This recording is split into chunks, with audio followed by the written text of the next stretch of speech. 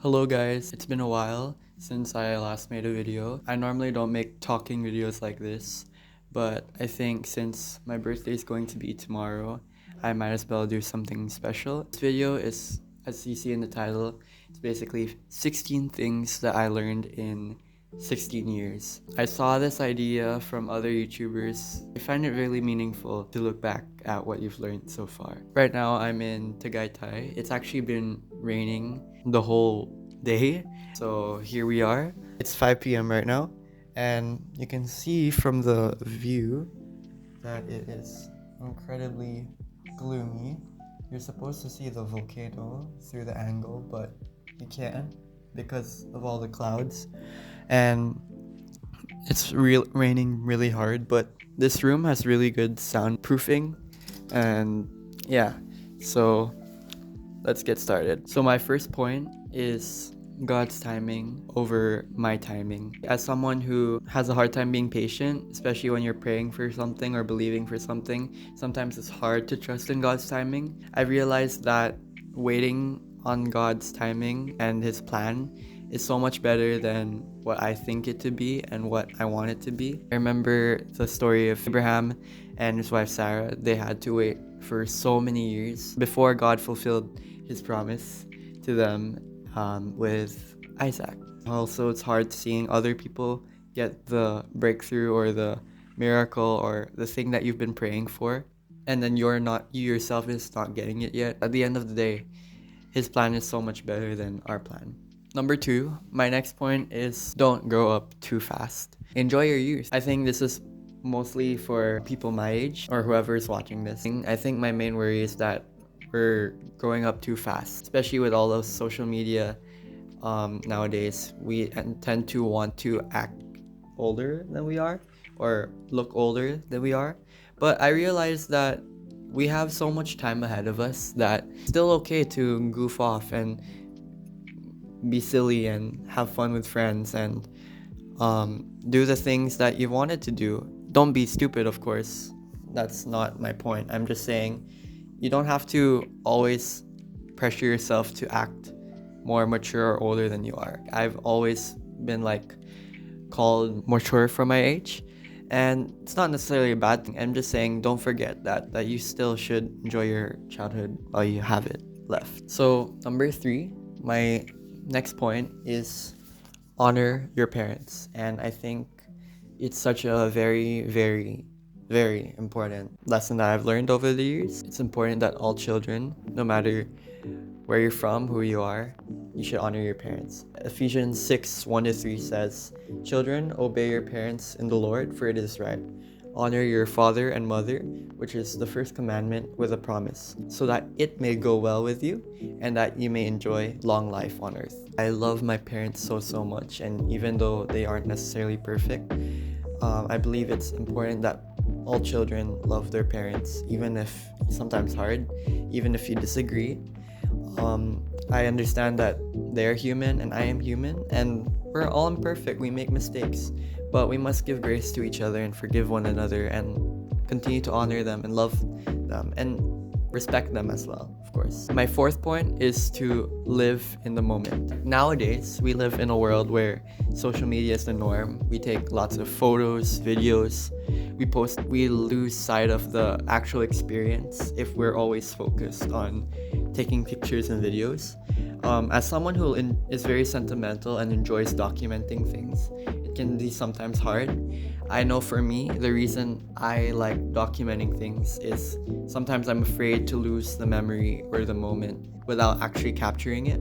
And so that makes me pressured to always take photos and videos. And I also occasionally vlog, so I can't say don't record. I think there just has to be a balance. It's not every day that you're in Korea with your classmates, for example. I think there just shouldn't be posting and filming the whole time, otherwise you'll not even be able to experience what's in front of you. So number 5 is accept change. I think, this lesson also has been a hard thing. I'm still continually learning throughout the years. And accepting change can be hard as seasons change in our lives and other people's lives. people come and go, things change, and it's okay. But I've learned also that as change happens, it's okay to grieve those memories and those experiences. However, I think it's important also that we don't linger on our emotions. Having confidence in how constant God is helps us to and gives us the ability to trust in Him throughout change. Hebrews 13:8 says, Jesus Christ is the same yesterday, today, and forever. Number 6 is to honor the friendships that you're in. I've learned that it's important to honor the people in our lives. Like I mentioned before, honor your parents. People tend to forget that friendships are important. It's easy to take for granted the friendships that you have. Practically, I think trying to catch up with someone, checking up on your friend once in a while, and don't forget about the memories that you have from before. And also, part of honoring your friends is being on time. Like, generally respect their time as well. It's also listening to what they have to say, being aware if something that we did is wrong, and apologizing for it. Colossians 3:13-14 says, bear with each other and forgive one another. If any of you has a grievance against someone, forgive as the Lord forgave you. And over all these virtues, put on love, which binds them all together in perfect unity. Number 7, don't fight fire with fire.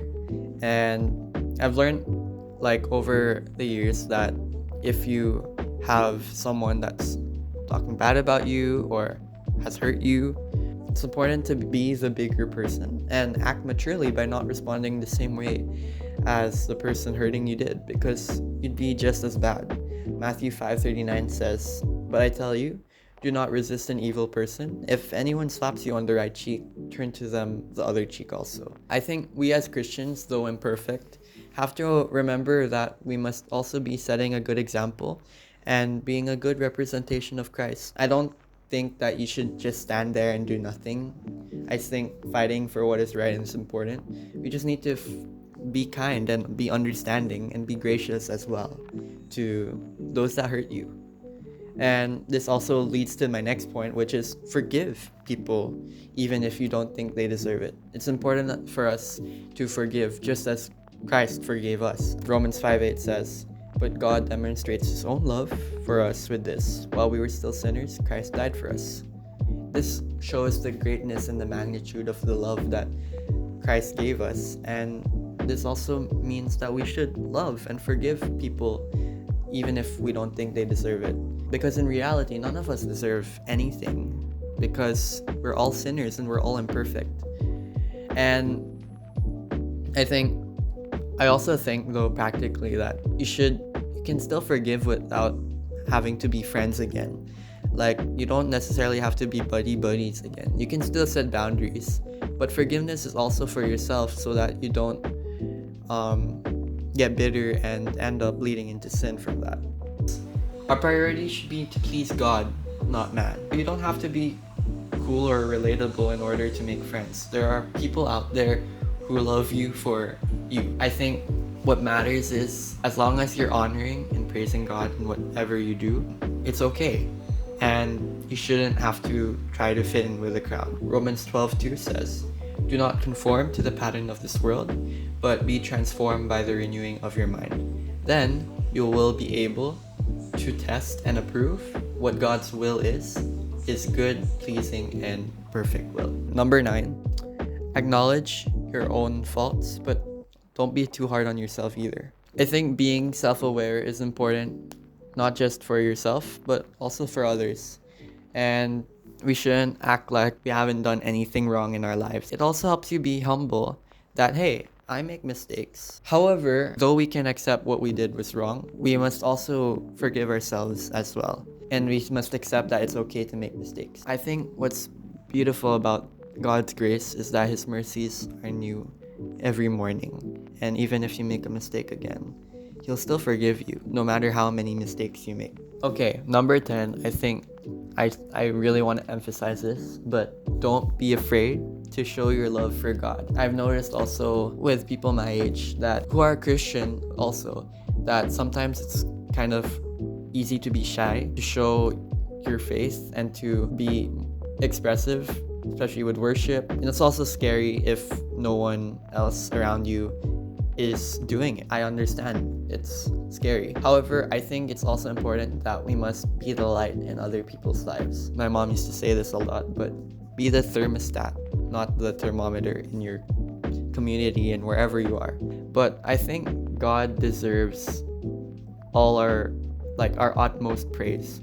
Like, if you can shout and scream for your favorite celebrities, your favorite artists, you too must also be able to do as much effort or even more for God, right? I think a really nice story is in 2 Samuel 6, where it says that David himself was dancing very expressively to the Lord. Yeah, I also do understand that people are different and they can also worship in their own way. What matters is your heart, because other people can also be really showy, but deep down inside, they don't actually love God. So I guess just do a heart check. Just make sure that you yourself want to glorify God. For number 11, as I was editing, I decided to just redo the whole thing. Yeah, it's just a voice recording.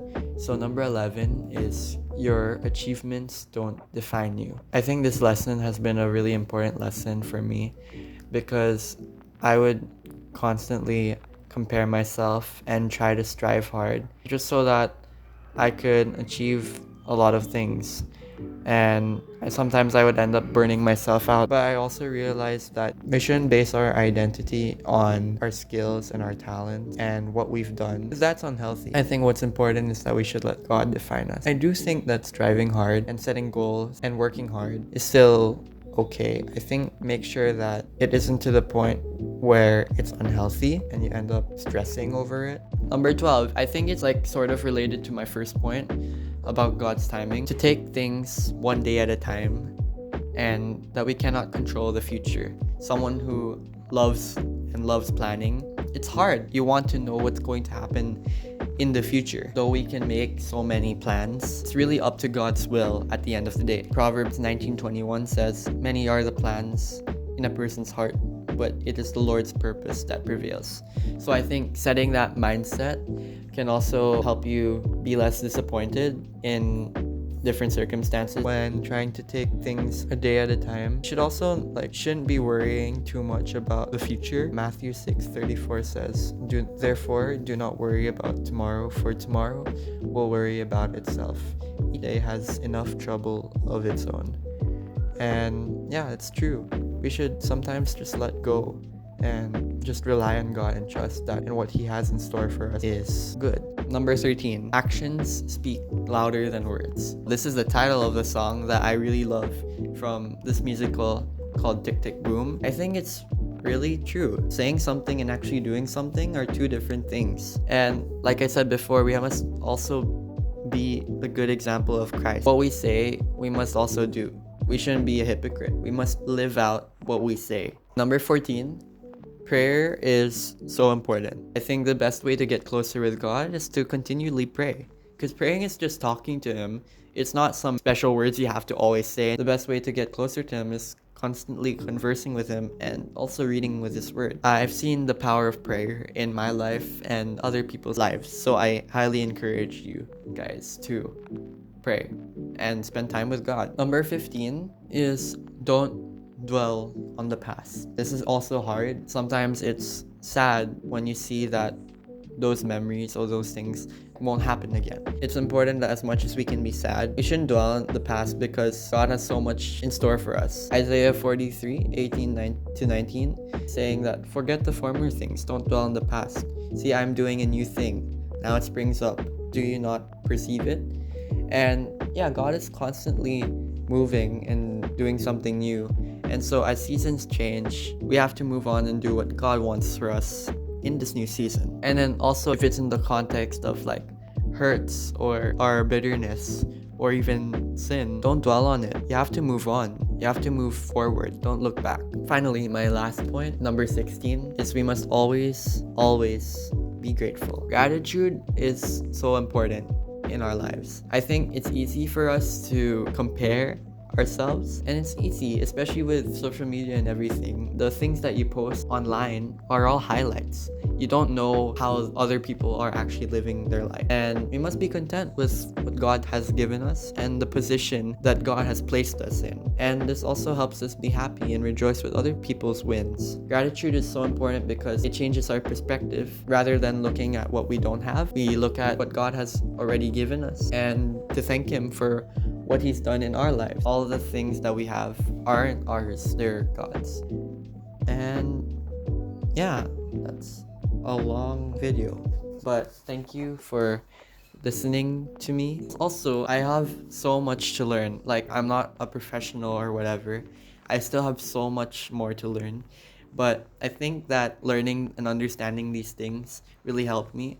And I hope that it will help you guys too. So thank you for listening to me. Hopefully, I'll be able to see you guys in the next video whenever I upload it. And yeah, happy birthday to me. I'm 16 now. Well, tomorrow.